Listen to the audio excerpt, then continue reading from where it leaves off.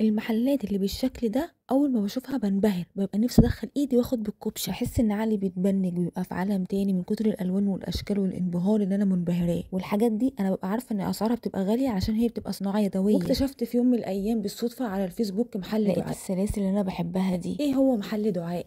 دعاء كانت فاتحه محل، بس ايام الكورونا طبعا انت عارفين ان الدنيا اتقلبت ازاي، فبدات ان هي تصفي شغلها. هي في ايام ما هي كانت بتصفي كانت بتعرض العقوده دي، فانا شفتها بالصدفه وبدات اطلب منها لان اسعارها ما كانتش غاليه. طلبت اول عقد عجبني قوي، فبدات اطلب في التاني والتالت والرابع لحد لما كونت المجموعه اللي انا اتشهرت بيها، وبقيتوا تسالوني ساره انت جايبه الحاجات دي منين. في يوم من الايام كده سالتها دعاء هو انت الحاجات دي بتجيبيها منين، علشان انا ما بشوفش حد في المحلات بيشتريها غير هي بس اللي بتبيعها. قالت لي يا ساره انا كنت شاريها اصلا من جنوب سيناء ومعموله صناعه يدويه، فانا هحط لكم لينك الصفحه بتاعتها لانها بتنزل شغل نحاس وصناعه يدويه. تعالوا بقى اوريكم انا اشتريت ايه والمجموعه بتاعتي اللي انا اشتريتها منها.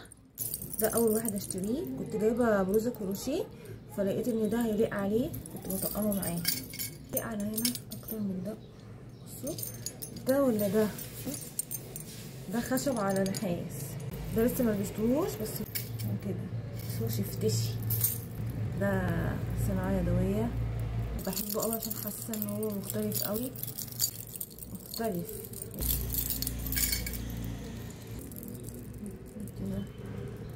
ده بحبه قوي، كنت جايباه عشان اروح بيه المصيف، بعد كده رحت المصيف ونسيت اخده اساسا.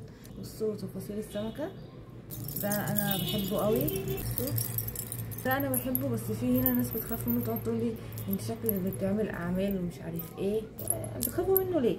شكله عسوله نحاس في عاج طبيعي. اشتريته لغرض معين لسه هعدل فيه، يعني ده هخليه 3، يعني هقسمه ل3 عقدة.